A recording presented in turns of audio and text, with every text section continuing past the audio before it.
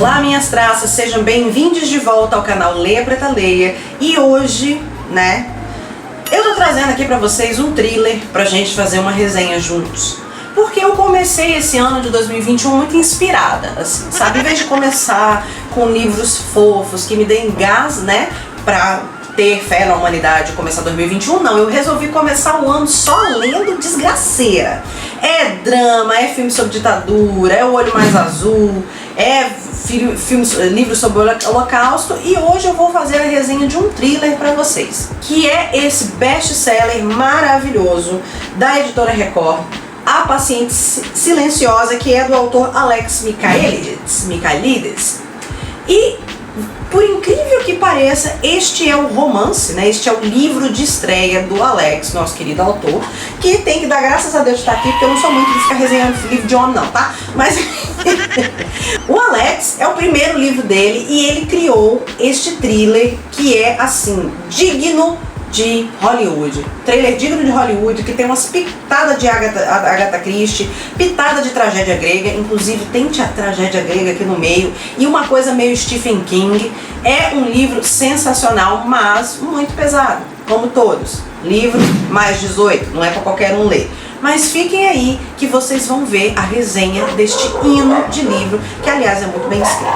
Então, sejam bem-vindos a esse canal onde a gente sempre fala de literatura empoderadora e significativa. Essa aqui não é tanto empoderadora e significativa assim, é só assustadora mesmo, Vocês estão vendo aqui que eu gostei do livro.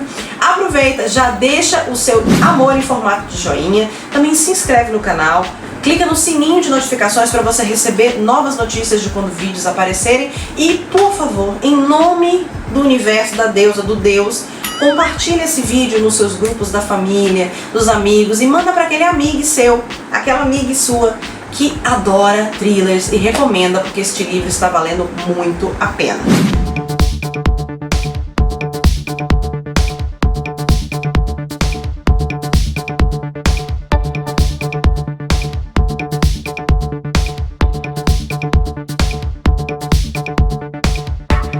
Esse livro, gente, foi publicado pela Record e a primeira edição dele foi 2019.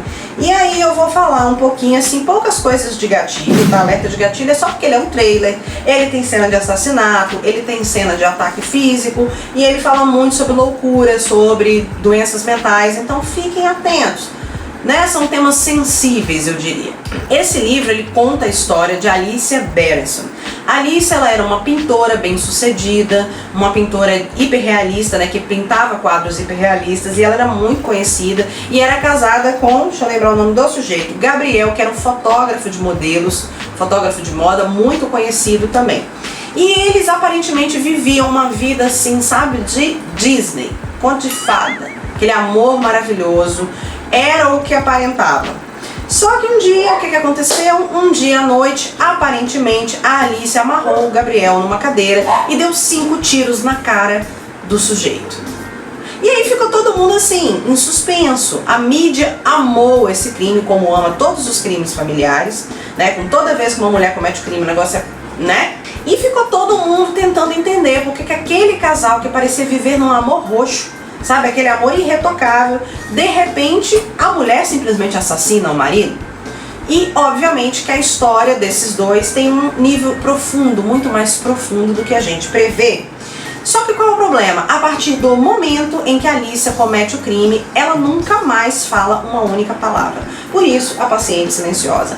Ela se fecha em copas, ela nunca mais emite um único som, e as pessoas não sabem se é simplesmente porque ela não quer falar ou se é porque ela sofreu um trauma tão grande de ter assassinado o marido que ela não consegue falar. A questão é, obviamente que não tem como dizer 100% do tempo que a Alicia que matou o Gabriel, mas ela foi encontrada com o Gabriel amarrado e ela com a arma na mão, a impressão digital, e não tinha mais sinal de ninguém. Então a polícia concluiu que sim, ela matou o marido. Mas como ela nunca disse nada, nem no julgamento, ela nunca fez nada nem para se defender, ela acabou sendo considerada louca e foi enviada para um hospital psiquiátrico chamado Grove, se eu não me engano.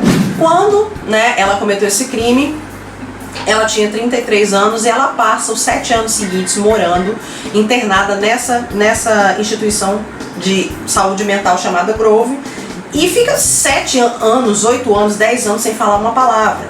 E aí o assassinato se torna uma best-seller dos jornais, fica todo mundo uma época inteira falando sobre isso, e durante esse tempo a fama de Alicia como pintora fica estratosférica, as pessoas estão loucas para ver os quadros dela, as pessoas querem comprar os quadros dela, e o amigo dela, que é galerista, inclusive faz uma exposição fixa das obras de Alicia, que durante os meses em que acontece o assassinato tem filas na porta.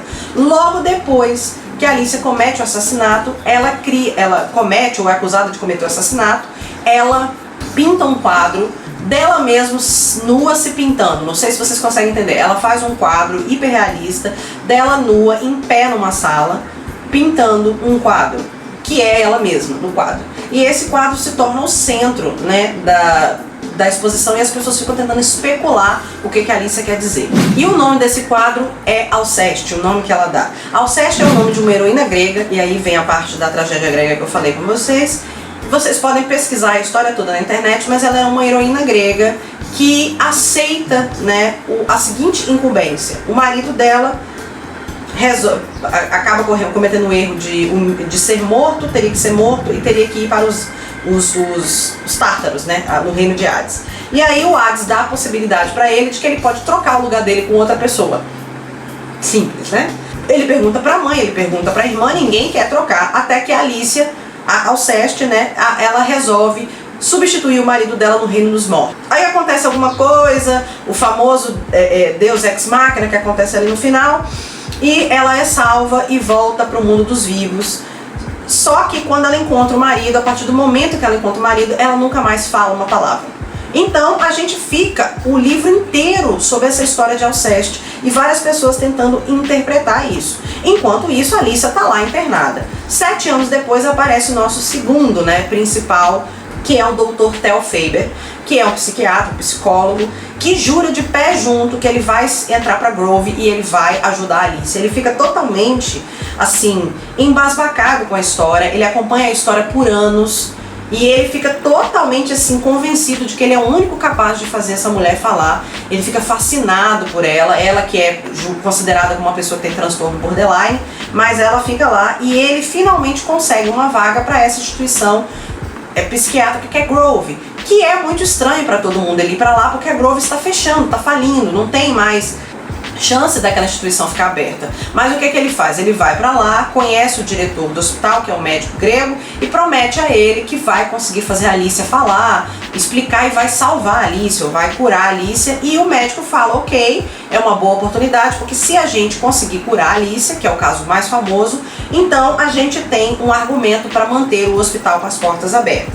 Só que quando o Theo chega lá, a Alicia está completamente dopada. O médico mantém ela dopada 100% do tempo, porque a Alicia se tornou uma mulher muito violenta. Ela que era uma pintora, uma pessoa assim, super vibes, por assim dizer, se torna uma mulher muito violenta, ataca a si mesma os pacientes, e aí ela é mantida dopada, e o Theo tenta diminuir ali as drogas para conversar com ela, mas ela não está disposta a falar com ele nem com ninguém. E aí ele começa a investigar e descobre que a Alicia, a gente começa a descobrir um pouco da vida da Alicia antes do crime, a gente descobre que a Alicia teve uma vida muito difícil, que ela perdeu a mãe muito jovem, a mãe cometeu suicídio, inclusive esse é um dos temas dos quadros dela. E ela ficou com o pai, uma tia, que era uma mulher abusiva, e o pai nunca ligou pra ela. E aí a gente descobre que o Theo também teve uma infância muito difícil, a mãe e o pai viviam um relacionamento horroroso, o pai batia nela, o pai batia nele, e ele se tornou uma pessoa assim, muito retraída, muito difícil naquela situação, até que ele começou a fazer terapia, e ele diz no livro que ele resolveu fazer psicologia porque ele estava querendo se entender. Ele falou, eu quis fazer psicologia não porque eu queria ajudar ninguém, porque eu queria me entender. E aí ele descobre, ele encontra essa atriz chamada Kate, eles se apaixonam perdidamente e eles se casam. E aí, nesse mesmo momento que a gente está descobrindo o passado do Theo, o passado da Alicia, a gente descobre que a Kate está traindo o Theo, então o casamento dele está em crise, mas ao mesmo tempo que ele está em crise na vida, ele quer ajudar a Alicia, porque ele sente que os dois têm uma conexão por essa questão de ter um passado doloroso, terem sido explorados, terem sido negligenciados na primeira infância. E isso é uma coisa muito interessante, porque eu, por ser espírita, né, até no momento de ler esse livro e começar a estudar sobre essas coisas, ainda acreditava que poderia haver a teoria da pessoa, do assassino, da pessoa ruim que nasceu ruim, sabe? Por uma questão de reencarnação e etc. Mas eu li esse livro e também comecei a pesquisar vários true crimes, né? Porque eu gosto muito de um podcast chamado Modspot, que é das meninas Carol Oliveira, Mabê e Abel Rodrigues, que agora saiu, né? Mas fala muito sobre crimes verdadeiros, crimes reais. E lá elas mostram que existem pesquisas que comprovam que, sei lá, 99,99% das vezes, um serial killer, um psicopata, um assassino, teve uma infância, uma primeira infância muito difícil. Isso aborda no livro. No livro, o próprio Theo fala sobre isso. Ele fala que existe um momento, quando a gente nasce, quando a gente é pequeno, que o mundo é um horror pra gente.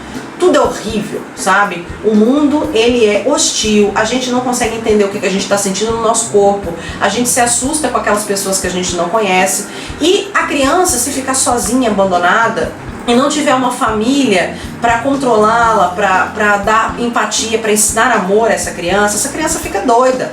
Ela surta e ela tem uma grande chance de se tornar um adulto, ou um adulto violento, ou um adulto viciado em alguma coisa. O Theo fala que a pessoa pode passar a vida toda procurando aquele carinho, aquele consolo da primeira infância em alguma outra coisa. Então a Alicia faz isso na pintura e faz isso nesse relacionamento com o Gabriel, e ele faz isso na bebida. E ele bebe muito até o momento que ele casa com a Kate, e a Kate tenta proibir ele de beber, porque ele bebe muito, ele se tornou um alcoólatra durante a metade da fase da vida dele, e depois ele começa a se tratar. E aí eu fiquei muito pensando nisso, né? Como realmente é difícil dizer que essas pessoas que cometem crimes hediondos, né, não teriam uma primeira infância muito difícil. Óbvio que acontece de ter, né? Mas é muito comum, por exemplo, a gente ver casos de pedófilos que se mostra que o cara já tinha sido vítima de pedofilia quando era criança. Então é o que o livro, né, da Toni Morrison diz, tem gente que ama com o que tem. Então a pessoa que é ruim, ela ama com ruindade. Quem é violento ama com violência. E isso é muito o que está aqui no livro. E o Theo tenta fazer essa conexão dele com a Alicia. Só que assim, as coisas não são tão simples, né, gente? E a gente está falando de uma instituição psiquiátrica. Então esse livro é muito bom para quem gosta dessa coisa, desse assunto de doenças mentais, doenças emocionais, de loucura e etc. E eu sou muito interessada nesse assunto, até porque eu queria fazer psicologia. Ainda tenho a intenção de fazer psicologia em algum momento. Então, assim, eu gostei muito disso por causa da seriedade do autor de tratar desses problemas mentais e de não cair nas esfarrelas, assim. Então, por exemplo, a Alicia é diagnosticada com um transtorno borderline, mas o Theo não aceita isso, porque ele acha diagnóstico uma coisa muito simples. E isso é interessante, porque eu também concordo que um diagnóstico é uma coisa muito simples. É você resumir muito uma pessoa numa única caixinha, quando a pessoa tem uma série de questões dentro dela. Então é um livro muito interessante para quem gosta da coisa da psicologia, para quem gosta de personagens super complexos, né? A gente quer muito saber se essa mulher matou o marido dela, se ela matou, por que ela matou, porque de repente, assim, do nada ela pega e mete 5 tiros na cara do cara, e você quer entender a razão de um relacionamento que teoricamente era perfeito, que teoricamente era lindo, que todo mundo adorava, que todo mundo achava eles um casal lindo, e ela é uma mulher que está assim no auge da sua carreira, uma artista talentosa. Por que fazer aquilo, né? Então a gente fica sabendo nesse livro, e eu super recomendo esse livro. Não vou dizer pra vocês que é um livro irretocável, mas é uma escrita muito envolvente, né, muito legal, e eu vou dar aí 4,5 estrelas, justamente vou tirar meia estrela porque eu não acho assim que seja o melhor livro de thriller que eu já li na minha vida, mas chega muito perto, tá? Principalmente por causa dessa questão, dessa tragédia grega que se envolve no meio do livro, que eu super recomendo que vocês vão pesquisar, mas também fala sobre essa tragédia de Alceste dentro do livro. E claro, como todo thriller que presta, tem um final assim, mega surpreendente, que vai fazer vocês caírem da cadeira, que foi o que aconteceu comigo, tá? Um final que, vou ser sincero pra vocês, difícil da gente adivinhar. Por isso que eu falei que ele lembra a Agatha Christie, porque é difícil você adivinhar quem matou no livro da Agatha Christie, né? Bom, pessoal, espero que vocês tenham gostado da nossa resenha de hoje. E depois que vocês comprarem esse livro maravilhoso, que inclusive, né, estará aqui linkado na Amazon, comprem e-book, comprem livro físico. Eu quero que vocês venham comentar o que vocês acharam, se o final realmente surpreendeu vocês, ou se era uma coisa assim muito clichê e que só eu caí, né? Então me contem aqui embaixo se vocês gostaram desse livro e também comentem aqui outros livros de thriller que vocês acham que eu devo ler para fazer resenhas aqui. Aproveito mais uma vez para convidar a vocês para se inscrever nesse canal e deixar o seu joinha, compartilhar, se inscrever no sino de notificação. Você já sabe o que vocês têm que fazer, né, gente? Convido também vocês para conhecer o meu Instagram, @leiapretaleia, que sempre tem muitos conteúdos legais, conteúdos quase diários, não só de livros que a gente fala aqui, mas eu também falo sobre outros assuntos. E me sigam no Twitter em @preta_leia. Todas essas informações estarão linkadas aqui, incluindo o link da Amazon, para vocês adquirirem esse livro, que eu acho que vale super a pena, tá? Mais uma vez, obrigada por terem assistido o vídeo, fico por aqui e até a próxima!